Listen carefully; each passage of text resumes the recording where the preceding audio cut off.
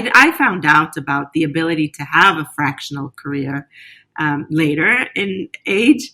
But a lot of people I know do it. So, for example, I know people that have a full-time job as a marketing manager, but they also have they're doing social media management for smaller brands on their kind of on the side.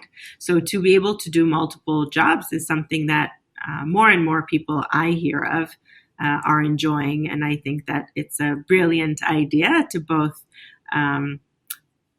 that it will work financially as well as for your soul and your, things that you enjoy doing.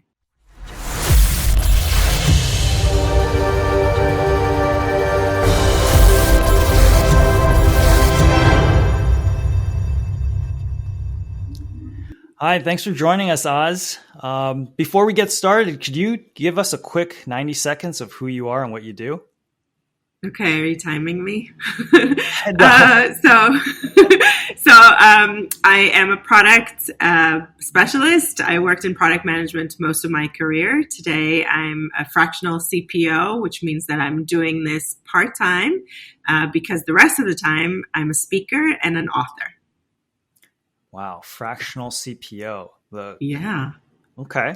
Could you just kind of detail a little bit of what that means then? Yes, of course.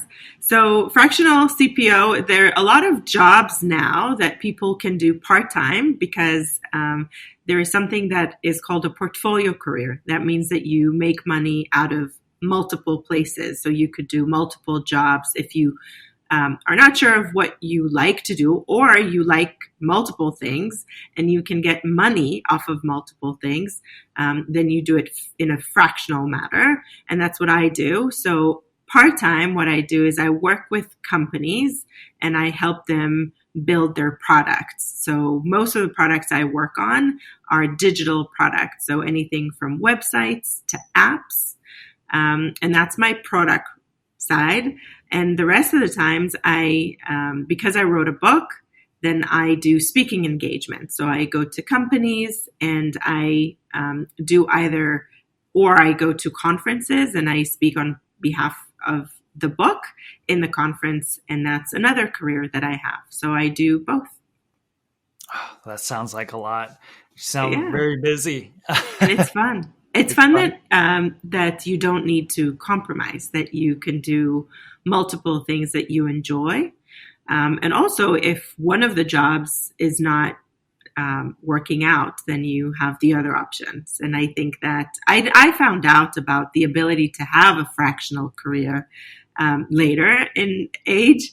But a lot of people I know do it. So, for example, I know people that have a full-time job as a marketing manager, but they also have they're doing social media management for smaller brands on their kind of on the side. So to be able to do multiple jobs is something that more and more people I hear of are enjoying. And I think that it's a brilliant idea to both that it will work financially as well as for your soul and your, things that you enjoy doing. Yeah, I love that concept. And I've never heard of the term fractional jobs, but that's super interesting. I can't wait to get into that. But before we get started there, let's kind of roll it back all the way to the beginning. Did you know that fractional professions existed when you were a kid? No, absolutely not. But also I thought as a kid, I'm not sure if I knew what I wanted to be. I wanted to be a journalist. And when I was very, very young, I actually was a teen journalist at a teen magazine when I was 14. But then I was drafted to the Army, and that completely changed my career. And I was exposed to tech in the Army, and I was like, oh, that is cool. Maybe I should do that. And after the Army, I actually worked in corporate training. So in corporate training, what you do is you learn what the product of that company does, and then you teach it to their customers. So I worked in that. And then a colleague identified that I can do more than just products, than just training, because I came with a lot of ideas and I had a lot of innovations in my head, and I kept pitching it to that team. He was a product manager, and he said, I think that you have this talent to innovate and think of ideas, and how about you come and join us? So we talked before this podcast, we talked about the power of network and the power of knowing more people. I think that he was pivotal in my career and me finding what I want to do, because he identified something in me, and he was gracious enough to push internally for my promotion to that role. And so I've done product management for most of my career, about 20 years. That's what I was doing. And then last year, due to different changes in the organization, I found myself out of the organization without a job.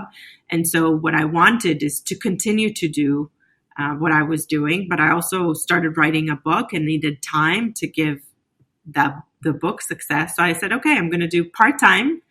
I'm going to do product management consulting in a consulting capacity.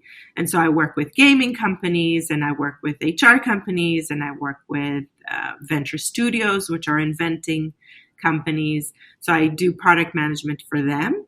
But I also leave enough time that I can focus on promoting my book, as well as doing speaking engagement and making sure that more and more people know about my book, because someone asked me what I wish for it.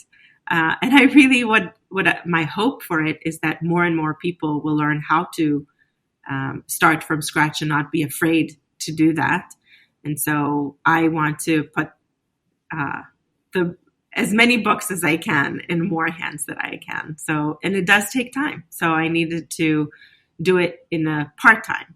So part-time is a term that many people know, right? But then when I started saying part-time, then people said, but wait, you're making money from product management, but you're also making money from the book and the speaking engagement. So it's actually not part-time. It's actually fractional, and it's actually portfolio. You have a portfolio of things you know how to do, and a portfolio of things that can make you money.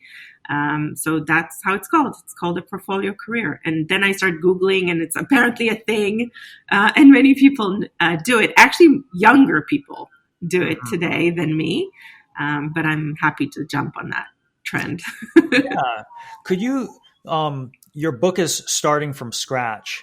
And could you kind of give us some examples of in your life starting from scratch? For like you were in the Army. I assume that was starting from scratch, trying Absolutely. to figure out that. And then from there, what was it like throughout your life of what you mean by that and why you wrote the book? Yeah. So starting from scratch, a lot of people, when they hear it for the first time, they think, oh, it's just when you start a new job or when you change a job, like, for example, Army to being a civilian. But it's not. It's actually a mindset of how you kind of restart yourself, even in your current position. And the idea of starting from scratch is really to follow 6 steps that will help you grow in your career. And the growth can come in the same job, because you want to get promoted, because you want to do more things, because you want to change to a vertical, like to another job within the same company. And that is possible, because when we work for a company and we perform well and we have good relationship with our managers and peers, a lot of people will give us the blessing if we want to do something else or something in addition. And I actually started from scratch in the same organization multiple times, because I had knowledge of other things that are happening in the organization or other positions that are open, and not a lot of people knew of that. So people were telling me, hey, there's a position on my team, you should join. So the book talks about the various methods to get yourself into that situation. And the first one is to have a learning mindset, to always be open to learning. And learning can come in multiple ways, can come from books, can come from podcasts, can come from newsletters, can come from courses. Like, there is no one way someone can learn. And it's really important that you take a second, and there are online tests, free online tests that can help you find out what is the best way you absorb new knowledge. So I do that by listening to things. So that's why podcast is a very common way of how I learn new things. And so learning is the first one. The second one is really to work on your mental health and be resilient and notice if you're not at your best and make sure that you know how to recover. Because when we're strong mentally, we see opportunities. We're optimistic, we're open, we're friendly, we're talking about things. So I think that really opens a lot of opportunities for us. And if there's change in the organization or change in the environment, you're open to kind of jumping on that change as an opportunity. The third one is to build a network of people. So in my book, I say how to cold outreach to people and not feel awkward about it. I talk about examples from my career and from others people's career on how they built their network. And a network to build one is really important because these are the people that will either give you good advice or will open doors for you, or are the people that will help you learn new things. So it's really important to have a group of people that you can consult with, mentors, coaches, peers that you know, friends. But it doesn't need to be only people that love you unconditionally. That's important to have as well. But really a lot of people that can help you professionally. And then the fourth step in the book talks about having a role model. And a role model can be someone you look up to and you want to become them. And you actually can interview them and help and ask them to help you to become who they are. I think, when someone came to me and told me, I want to be you when I grow up, that is the best thing I could hear. And I shared a lot of the things that helped me grow and helped me learn. And so to have a real role model is important, but you can also make up one, like a Mr. Potato, like take something from different people and create this ideal image of who your role model is. And then the fifth step is to unpack that role model and then see what do they know, who do they know, and what skills they have, what are their hobbies, where are they. Where is their network? Where are they, spending their time? And really going into their shoes, kind of filling in their shoes slowly, and becoming your own role model. That's super inspiring. And the last step after you've gone through all of this, and it's really hard work, is really to pack baggage. And packing the baggage is really to pack all the good things and the bad things and then put them into one list and look at it from a different perspective, from a clean slate, from, even the bad things I learned from, even from bad experiences, here's what I grew and what I, how I grew despite this adversity. So to put the bad things into a good perspective and a good learning opportunity, and the good things, obviously, to make sure that they appear in your resume and appear in, and when you are interviewed about all of those things, you're able to talk about, how you did good, even though you had bad experience or good experience. And so following the 6 steps in my book, I think can help you really start from scratch wherever you choose to do it, either in your current role or in your next job, easily, faster, in a more healthy way. And I really wish that this will happen to more and more people around me. Yeah, and I agree with so much of it and just related to that because I think it was your 5th step about creating your own role model. Mm-hmm. I've always done that because the role models that I've wanted, they were all out of reach, right? CEOs of major companies. It's so hard for, a kid to even have that type of, access.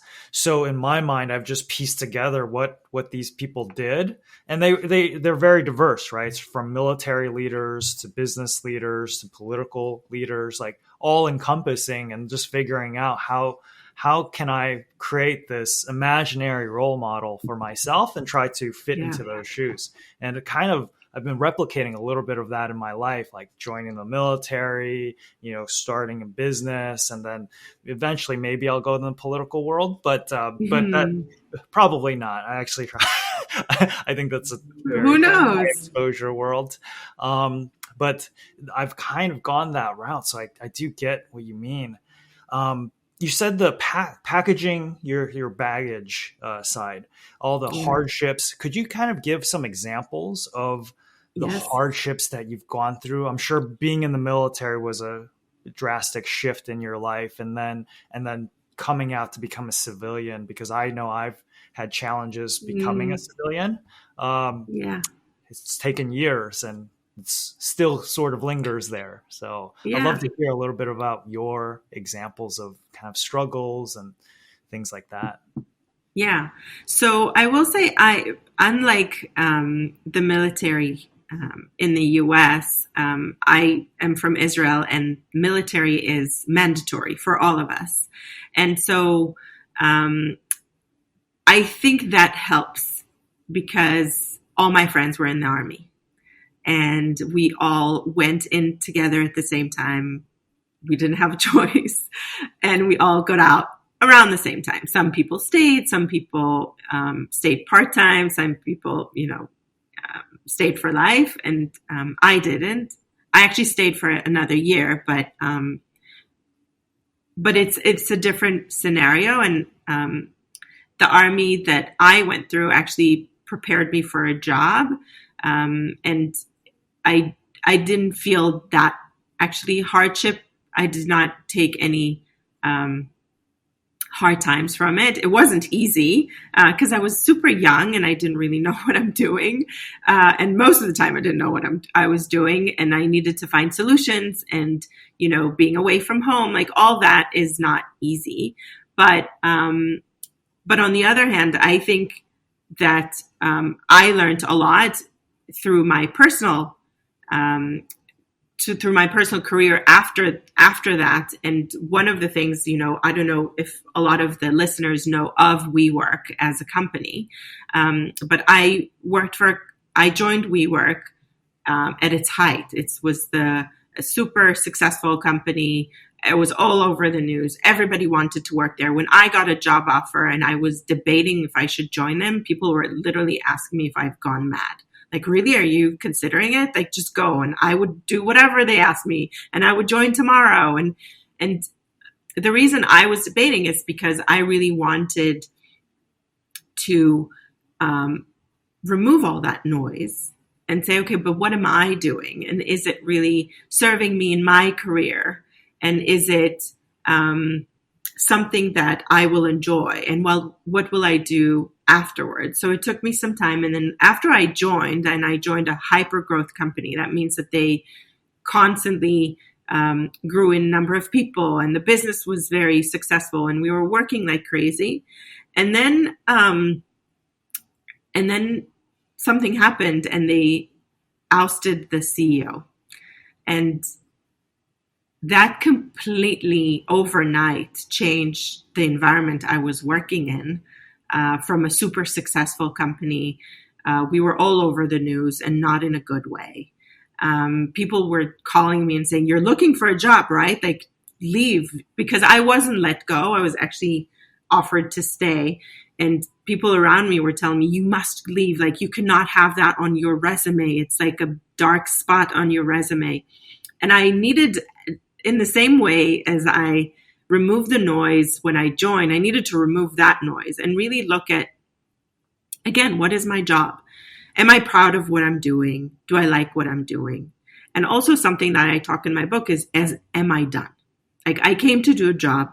I came to accomplish something. And did I do it? Like, when I will be interviewed for my next job, if someone will ask me, "So you came to do it, WeWork so-and-so, how was it?" And I will say, "Well, I didn't complete it because I left the company because it was hard." I was like, I cannot do that. I cannot say that. I actually would love to be able to say, well, when it got hard, me and my team, we worked really hard and we still made so-and-so happen. And I decided that this is the story I want to say. And I really did the "am I done" exercise, and I wasn't done. And I was very clear in my head what I need to get done. And as long as I'm not interrupted, as long as I have, the knowledge, the resources to accomplish what I came to do, I did it, although it wasn't easy. I needed to let go 70% of my team. These are the people that I hired, loved working with, and I needed to, to deliver the bad news. So it was really, really hard. I came crying many, many times at work and cried at work after I needed to let go of my friends. But I also knew that the team that was staying with me, we have something to do. And I decided that we were creating this rhythm of creation and of building and of success despite what's around us. I don't know if you've seen the movie Wonder Woman. No, I have not. Okay, so you should. But in the movie, there's a scene where she runs and runs very, very fast, and there's a lot of bombing around her happening, and and in that scene, there's so much noise around her, but she has a path and she knows where she needs to go, and she just runs regardless. I don't think she even blinks there because she's Wonder Woman. But what I also noticed in that movie scene, which I thought was amazing, is that she was in color and everything around her was in black and white. And I think it's such an amazing metaphor to what I felt we were going through, that there was so much noise, the media, my friends, my family, everybody was very worried about me, but I had, a path and I had a mission, and I shared it with my team, and we were focused, and we were very, very, happy that we all stayed to accomplish that. And when I packed the baggage, when I moved from WeWork to do a different job, and I did that baggage packing, I said, well, all of this bad things happened to me and my team, but, I continued to perform, and I managed a team that continued to perform, and I managed to create a culture that is fun to come to work. And that means a lot about who I am, right? As how I perform at work. And job interviews, I'm able to talk about it. I'm able to talk about the bad that I went through, but I'm also able to talk about how it made me grow and what I gained from this bad experience. And that's what I mean by packing the baggage. Like, really, a friend of mine, after the book was written, she called this segment becoming a victor and not a victim. And I said, damn it, you couldn't say it before I wrote the book, so I could give it a good name. So my name is Packing the Baggage. Her better name is Becoming a Victor and Not a Victim. So however you name it, the method is the same. Mm-hmm. Yeah, I think that's really great advice. Kind of going back a little bit earlier, because I think we missed out on this, is when you were in the Army, you said you discovered technology, because since you've talked about this, I think a lot of your career has been fully in the technology side, product management. How did you discover it versus you wanting to be a journalist originally? Yeah. So when I was a teenager, I loved writing. I was writing poems, I was writing stories. And then a friend of mine actually saw that there's a competition and encouraged me to apply. And so I applied and got accepted. My poem was featured in that magazine, and then I was offered a job. And I was super successful in a teenage world where, I was writing a magazine article. Magazine article means like 3 pages in a magazine. When you open a magazine, you see 2-3 pages, and it's all written by the same person. That's one. It's very lucrative, but also it's a lot of money. And so I was making a really great job. The Army does have a newspaper, and I wanted to work for the Army's newspaper. I didn't want to cut that career short, but the Army had different plans for me, and they wanted me to work for a different unit. And so they don't really ask you. Like, I went through all of the exams in order to go into the newspaper, but then they told me, that's really nice what you're doing, but we have different plans. And so I was recruited to a different division where we needed to work with computers, which I've never worked before. This is like, I'm old. This was before it was like a thing. So I did have a computer, like a personal computer, it was called it back then, at home. But it was for games mainly. Like no one worked with a computer. And then in the army, the first time I actually needed to work with a computer and understand, software and understand how to learn new software. So I all of a sudden said, oh, wow, I actually know how to learn this by myself. I know how to teach it, to teach others. And I enjoy it. And it made me curious, like this whole advancement and doing things differently, doing things, versus, I would write my articles and send it.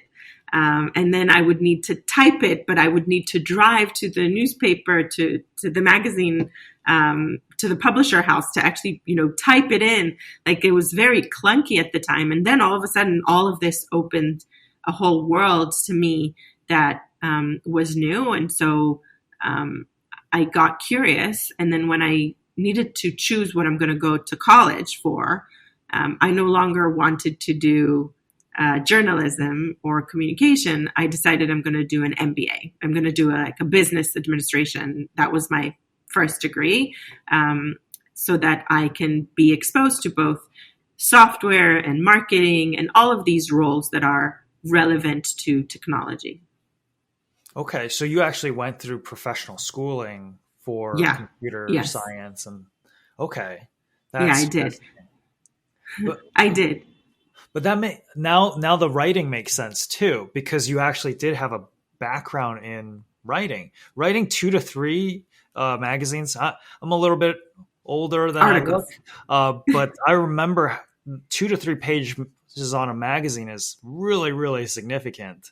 Yes. That's very impressive that you were able to do that as a teenager, to get that much space on a limited magazine, Yeah. And what I liked about that magazine, by the way, is that most of it was written by teenagers.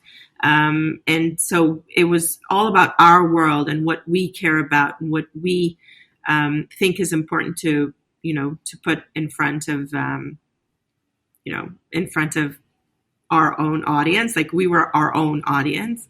And so, but at the age of 16, I was fired from the magazine.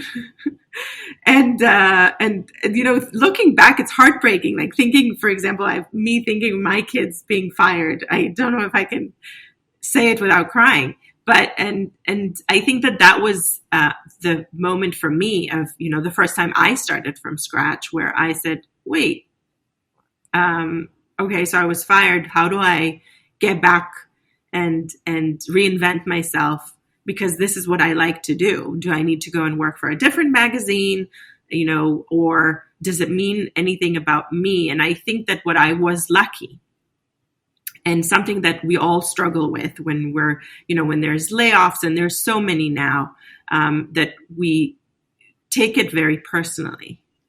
And I didn't. And I was lucky that I didn't, because the layoffs was explained to me as a reorg of the magazine. And they decided that they actually don't want children to write anymore. They want just adults. They want to make it a little bit of a different magazine. And so I actually wrote an 8 pages long letter to the editor-in-chief, the new editor-in-chief, explaining to him why I think he made a mistake. And 2 months later, we were all back. So what I learned from it is, one, I didn't take it personally, and I try.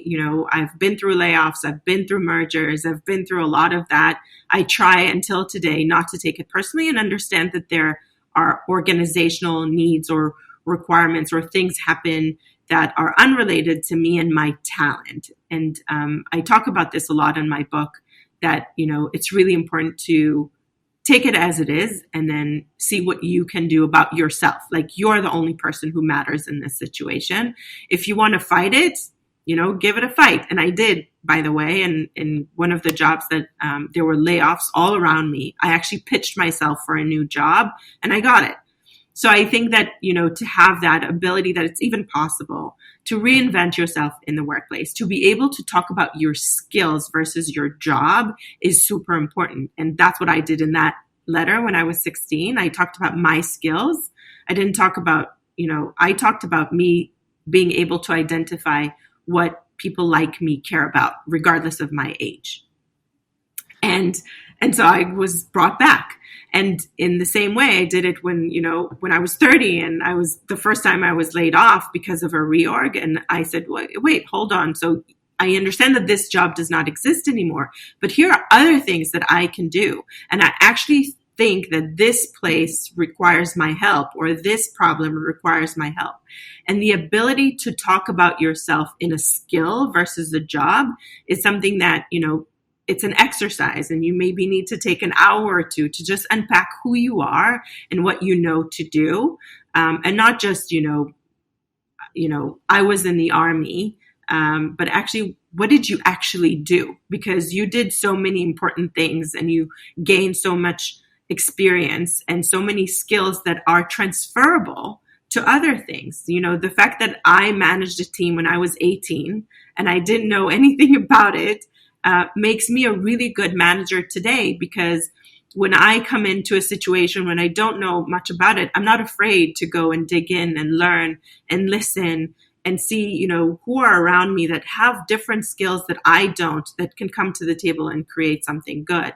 And I think that is something that I learned very early, and hopefully someone who listens to it now can see themselves in this and unpack their skills versus their job. Yeah. And it sounds like you learned the lesson of becoming a victor rather than being a victim. Mm-hmm. I know it's not your term, but you learned that really early on at the age of 16, where you decided, no, I'm not going to take this laying down. I'm going to try, which I don't think when I was 16, I don't think I had that type of attitude. If someone older than me told me you're done because we're not writing teenage articles anymore, I'm like, well, I guess it's over. So it's refreshing to hear that there's this whole other mindset that you can have at such a young age, especially 16, to go like, no, I'm going to fight the system a little bit, but in an intelligent way too. I just don't want people to think that, I'm special, because it's not. It's actually a method, right? Like, if you are able to unpack everything that you know to do, forget about that. And by the way, in my book, there is 2 stories. Someone that was a showrunner on Broadway, and she decided she can't work in Broadway anymore because it's late nights, and she wanted to start a family, and it was hard for her to think of herself, coming after midnight every night and working, working for so long hours at night.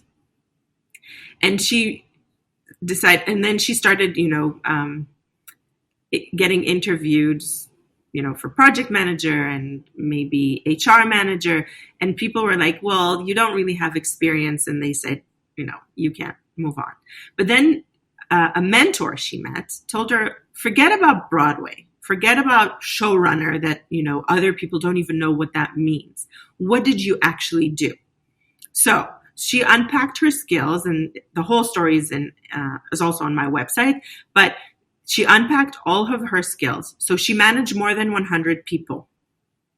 She managed shifts. She managed multiple different jobs of different people, and she knew how to replace them on if someone was sick, for example, for a show. So she knew how to do that. But she wrote it not in a way that you actually need to understand her world. She wrote it in a skill way.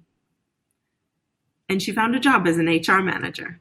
And I think that what is amazing about her story is that she was able to get that support, that network that was backing her. Like, actually, she met someone that gave her the ability, the tool, to say, forget about the job, forget about the role, just talk about your skills, and then gave her the confidence to go back kind of on the horse and, and get more interviews and try again. And my book talks about that, not about, special people, but about people that had a tool or a method, they implemented it and it worked. And that's what I want people to get from it. Not the fact that I was resilient when I was 16. Resilience is something you can work on. You can understand who you are and what makes you bounce back. You can learn to identify a bad day and learn to identify what brings you back. Like these are things that can be learned so that people are more successful in their life. Yeah, and I love that you brought it up as a process and a method, because I think a lot of people have this automatic assumption that we're just born the way we are with a certain personality or certain character traits, and there's not a lot of change. And it's like, well, that's just who I am, right? But Mm-hmm. a lot of times when you go through these challenges and you learn that there are skills you can pick up, there are methods to improve yourself. And most of the successful people around us, they have loads of principles that they follow, loads of processes and methods Yeah. that they follow in order to achieve that. And it's a system of success rather than just, oh, it's just who I am, right? Yeah. It's never that simple. Yeah. And there's also a term called post-traumatic growth. And so post-traumatic growth, unlike resilience, by the way, is a physics term. It's like, when you think about that, when you squeeze that rubber ball and then you let it go, it goes back to itself, sometimes faster, sometimes slower, but it bounced back to whatever it was before. Post-traumatic growth talks about someone that went through trauma and after the trauma actually did not go back to what they were, but actually did something bigger and better. And apparently 25% of the population that go through trauma go through post-traumatic growth. So it's a lot of people, but I would like that it would be more than 25%. And those people are the people that all of a sudden identify new things that they believe in, new superpowers that they have. They all of a sudden identify new communities they want to build. Some go and write books. Some people build communities. Like there are different things that people do after trauma when they go through that growth sprout. And by the way, just knowing about it makes you more open to actually experiencing it. So I hope your audience is listening to it now, that it is possible to grow bigger after a trauma. Yeah, absolutely. I completely agree with that. The military experiences that I've had, in combat definitely have spurred certain growth within me to sort of having to come out of a bubble. I don't want to get too deep into it, but there was a period of time, it took me about 2 years where I just didn't interact with people after returning from Afghanistan. I just didn't want to. And then ultimately having to come out of that to grow from those experiences, reflecting on it, like, okay, what other things can I add to my life to improve upon it? And then now I'm talking to all sorts of people. So, yeah. And I love that you mentioned, the struggle, and some people take faster or longer to heal, but it is important to go through it. And in the workplace, we also need to heal, so, our life is not easy. But, the ability to understand that you need to heal and being kind to yourself and not saying, oh, why am I not performing? No, because you need one more day, one more week, one more month, whatever the time you need. But when you come back kind of bigger and better and stronger, thanks to the fact that you gave yourself that grace. You gave yourself that chance to heal and be in the right mindset to move forward. Yeah, no, I think that it's something that hopefully this awareness really helps people who may be in those situations to realize, and it manifests itself in very different ways. Like me, for those 2 years, I didn't have a personal life. It was just 100% inside of work. I would just stay at the office until 9 p.m., right? Because I was like, this is my comfort zone. And every day, this is my quiet place. Yeah, this is where I am. And then that's all I want to be for 2 years. And then finally going, oh, okay, maybe I should build some personal relationships as well. So, and then growing out of it, and then what that turns into, you never know, but hopefully for the positive. Yeah, but I think that growth is exactly what you're experiencing. The growth comes out of building community, knowing new people. And I think, the fact that you're doing this and meeting so many new people through this platform is exactly what you're going through, but exactly what you did. You needed to heal. And you gave yourself that grace to do it for 2 years, and you found a way to do it. There's no bad way to do it as long as you do it. We'll transition real quick back to what is your day-to-day now as a fractional portfolio career, and could you touch upon a little bit of what it's like to be a product manager, what that means, and then also what it's like to be an author, because I think a lot of people want to be an author, but they have no idea what it takes. Yeah. So as a product manager, I have clients, and they basically determine my day.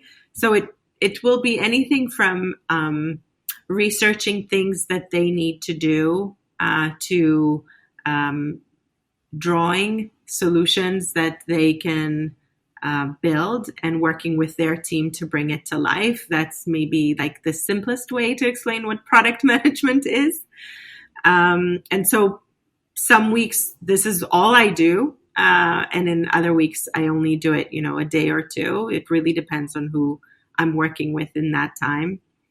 To your question, the rest of the time I actually do speaking engagements. So I go to corporates and companies and I talk about starting from scratch. I also talk about my job as a product manager, and I teach teams about the various methods of product management. There are various methods to do it. And so I'm teaching that. And being an author, I meet a lot of people that want to be authors. And I will start with, my best advice would be to ask yourself why. So, and if you want to write a book because you want to be a best-selling author, drop it now. Because it is so hard. The number game is so hard, and you need to invest a lot of money in order to be known and hire a lot of people that will promote you, and in order for your book to be so known that people will buy it in quantities. But if you have a message to give, if you have a mission that you want to inspire people to join you on, then a book is a good way, but also a blog is a good way, and a podcast is a good way. And sometimes, I know I didn't do that, but I do know people that had podcasts and then converted all of their knowledge to a book. I know people that had a blog and did that. So it really depends. There are multiple ways to get into that. And there are also multiple ways to publish a book. You can publish on your own and sell it on Amazon, or you can publish with a publisher. That takes a little bit longer. But then you are able to sell in bookstores. Really depends. There's so much. I don't even know half of it. And I feel that I've done a lot of research, but there's so many things that go into writing a book that I think that starting with why is a good place. And sometimes it's easier to do it differently. Could you walk us through a little bit, or before the podcast, we talked a little bit about your daughter, seeing the behind the scenes of, what it actually takes to try to market your book. Could you kind of talk a little bit about that? Because I think that is the grind and the work that is behind being an author that I think maybe a lot of people who are aspiring to be authors might not think about.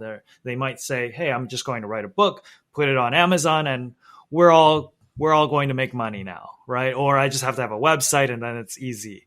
But from what you described prior to our podcast was that it's much more extensive. And I'd love to have you share with the audience. Yeah. So just for context, I posted something about my book, and my daughter commented on social media, and my daughter commented, she said, I'm reading it.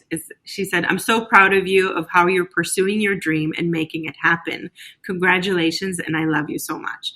So her saying that to me, when I read it, I all of a sudden understood that she saw me. There's no other better way to say it, because as as her mom, that I had a career, and I was coming to work to home after work and would tell her about my work. She always thought that everything is okay and that I'm being promoted and I'm very successful in my job, because I had a high title in the organization I was working at. And so she never was exposed to, the hard days at work, the, things that don't work at work, to me applying for a job and not getting it. And it's something that, as a parent, you want your kids to know that this is possible and you can survive it, because you want to equip them with a tool just in case it happens to them. And so in the summer, my daughter helped me with my social media. She was doing a lot of the designs of my social media posts, and she saw that it is not easy. She spent hours designing. She then posted it, and then she saw that not every post everybody likes. And so all of a sudden, she saw that it's not that easy. It's not, oh, my mom just decided to write a book and now she has a book and now she's selling it. No, she saw every day how I'm, struggling to get another follower and another book sold and another, speaking engagement signed. Like, it's not easy. And it is important for me to show her that I go through also hard times, but actually great things happen afterwards.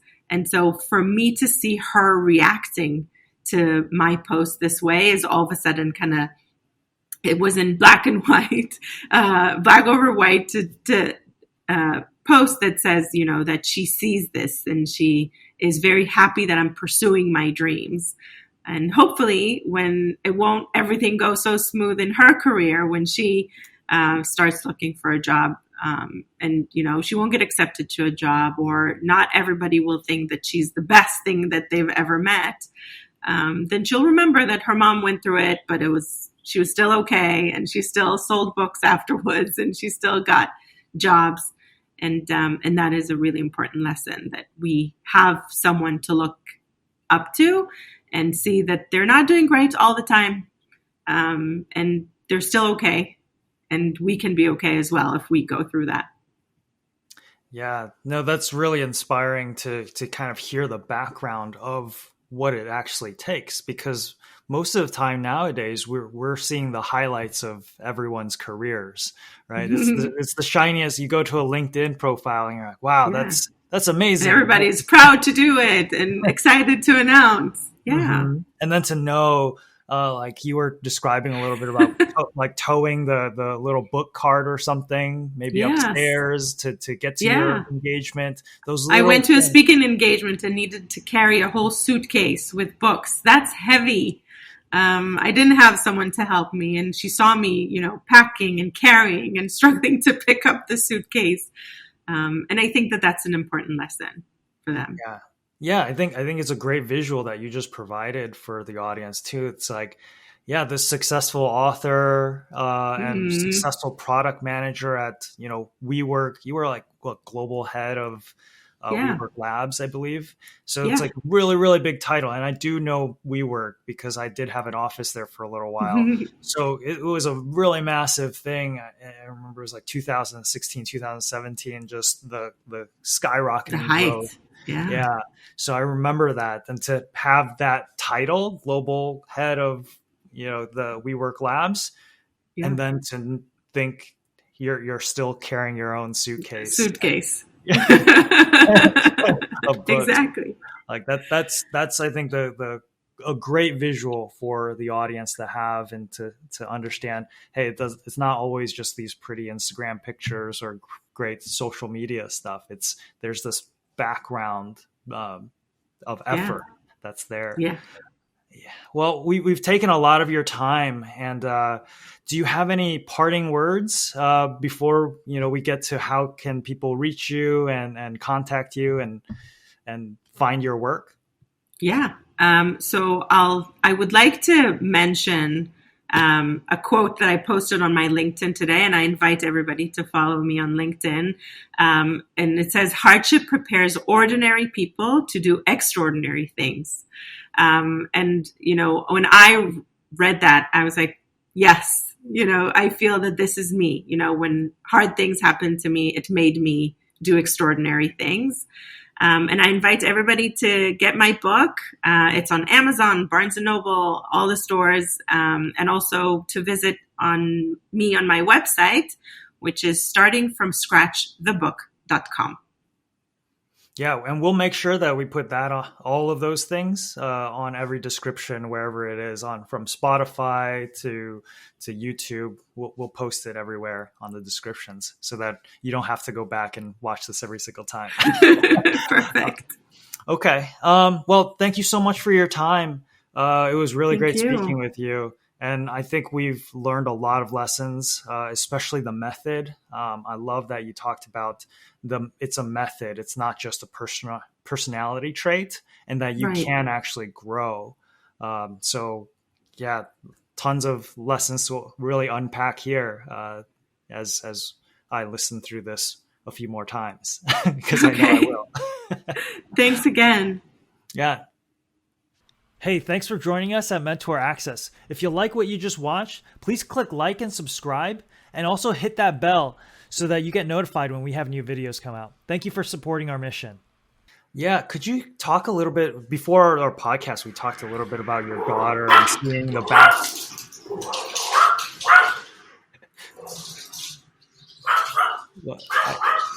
Kyle, you can. There's a vacuum.